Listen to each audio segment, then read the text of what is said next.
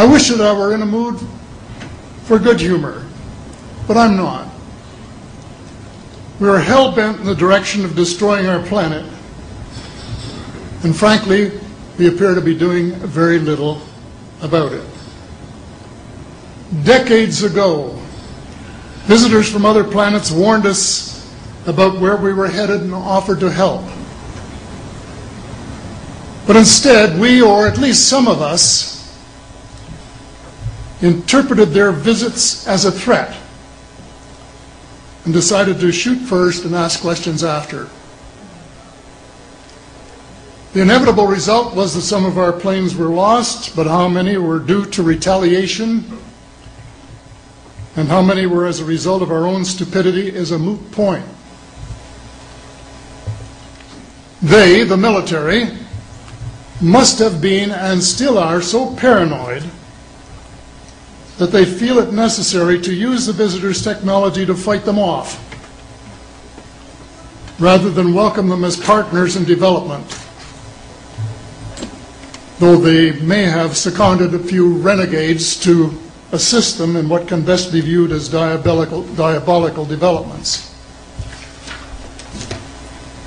Stephen has said that talking about UFOs is passé, and that we should be talking or limiting our talk to exopolitics. Well, Stephen, I agree with you in theory, but in reality we have a problem when official U.S. policy insists that UFOs don't exist.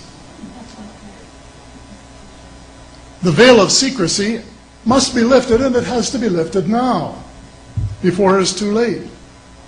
It is ironic that the U.S. should be fighting monstrously expensive wars in Iraq and Afghanistan, allegedly to bring democracy to those two countries, when it itself can no longer legitimately claim to be called a democracy, when trillions, and I mean thousands of billions of dollars, have been spent on projects about which both the Congress and the Commander-in-Chief have been kept deliberately in the dark.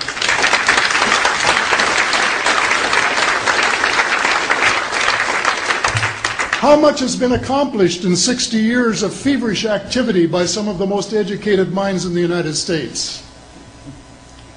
Has America developed flying saucers that are visually indistinguishable from the visitors, as alleged?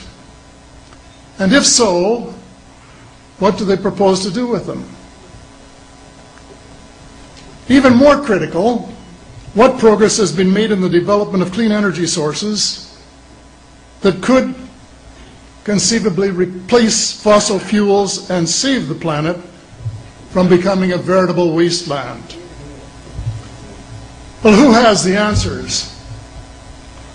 Someone does, but apparently they aren't telling either secretaries of defense or presidents because they don't have, quote, a need to know. In a story told by Dr. Stephen Greer, President Clinton was asked a question by White House reporter Sarah McClendon about why he didn't do something about disclosure. And Clinton replied, "Sarah, there's a government inside the government, and I don't control it." Excuse me, doesn't the Commander-in-Chief and the person who allegedly has their finger on the nuclear trigger have a right to know what his subordinates are doing? The people of the United States who have paid the bills have the right to know. The people of the world demand to know because it is our descendants too whose lives are in mortal danger. It is time for the people of the United States to launch a new war against the evil of lies, deceit, and darkness, and go all out to win the victory of truth and transparency and light. Thank you.